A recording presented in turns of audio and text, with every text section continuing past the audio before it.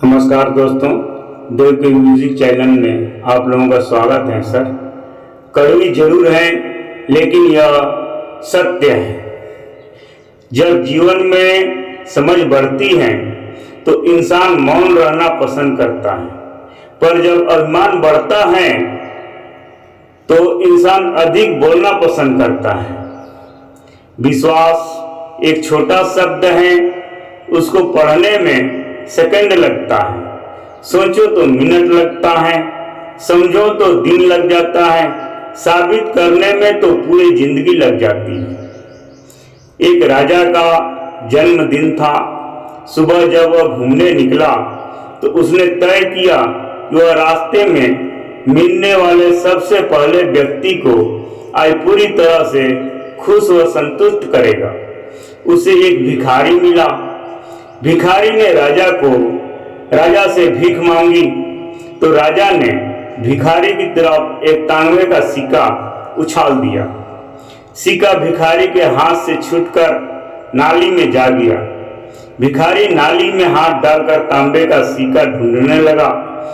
राजा ने उसे बुलाकर दूसरा तांबे का सिक्का दिया। भिखारी ने खुश होकर वह सिक्का अपनी जेब में रख लिया और वापस जाकर नाली में गिरा सिक्का ढूंढने लगा। राजा को लगा कि भिखारी बहुत गरीब है। उसने भिखारी को फिर बुलाया और चांदी का एक सिक्का दिया। भिखारी ने राजा की जय जयकार करते हुए चांदी का सिक्का रख लिया और फिर नाली में तांबे वाला सिक्का ढूंढने लगा। राजा ने उसे फिर बुलाया और अब भिखारी को एक सोने का सिक्का दिया। भिखारी खुशी से झूम उठा और वापस भागकर अपना हाथ नाली की तरफ बढ़ाने लगा। राजा को बहुत बुरा लगा। उसे खुद से तय की गई बात याद आ गई कि पहले मिलने वाले व्यक्ति को आज खुश एवं संतुष्ट करना है। उसने भिखारी को फिर से बुलाया और कहा कि मैं तुम्हें अपना आधा राजपाट देता हूं, अब तो खुश हो, संतुष्ट हो। भिखारी बोला, सरकार, मैं तो खुश और संतुष्ट तभी हो सकूंगा जब नाली में गिरा हुआ तांबे का सिक्का भी मुझे मिल जाएगा। हमारा हाल भी उस भिखारी जैसा है। हमें परमात्मा ने मानव रूपी अनमोल खजाना दिया है और हम उसे भूलकर संसार रूपी नाली में तांबे के सिक्के निकालने के लिए जीवन गंवाते जा रहे हैं। इस अनमोल मानव जीवन का हम सही इस्तेमाल करें, हमारा जीवन धन्य हो जाएगा। सफलता हाथों की लकीरों में नहीं, माथे के पसीनों में होती है। अपनी ऊर्जा को चिंता करने में खत्म करने से बेहतर है इसका उपयोग समाधान ढूंढने में किया जाए।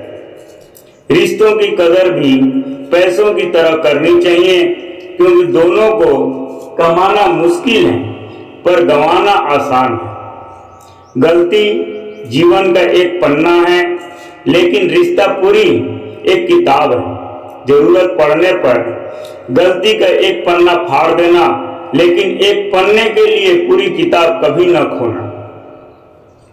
जिसकी फितरत हमेशा बदलने की हो वह कभी किसी का नहीं हो सकता, चाहे वह समय हो या इंसान हो। जीवन में आपको रोकने टोकने वाला कोई है तो उसका एहसान मानिए, क्योंकि जिन बागों में माली नहीं होते वो बाग जल्द ही उजड़ जाते हैं। एक बार जंगल में गधे और चीते के बीच एक अजीब सी बहस होने लगी। गधा कहता है घास नीली होती है और चीता कहता है घास हरी होती है। उन दोनों के बीच बहस काफी देर तक चली।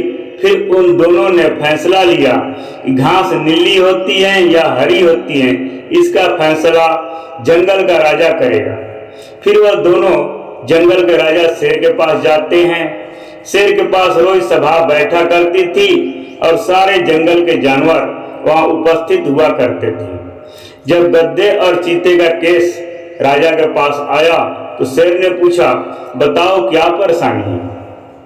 तो चीता कहता है, राजा साहब, ये देखो गधा पागल हो गया है। ये कह रहा है कि घास नीली होती है, जबकि हम सब जानते हैं घास तो हरी होती है। राजा चीता की बात सुनने के बाद गधे से पूछता है, तुम बताओ तो गद्दा कहता है, राजा साहब मैंने अपने आंखों से देखा है घास तो नीली ही होती है, ये चीता गलत कह रहा है कि घास हरी होती है, इसे सजा दीजिए। फिर चीता कहता है, ये देखो राजा साहब, यह अब भी वही बोल रहा है कि घास नीली होती है, अब आप ही फैसला कीजिए कि कौन सही है कौन गलत। शेर चीते से क्षमा मांग महीने की 6 माह की जेल की सजा सुनाता है और सभा को समाप्त करता है। गधा हंसते हंसते अपने रास्ते निकल जाता है। जब चीते को जेल ले जाया जा रहा था, जब चीता बोला कि राजा साहब घास तो हरी होती है, तो शेर बोला बिल्कुल सही, घास तो हरी होती है। तो चीता बोला, फिर आपने मुझे सजा क्यों दी?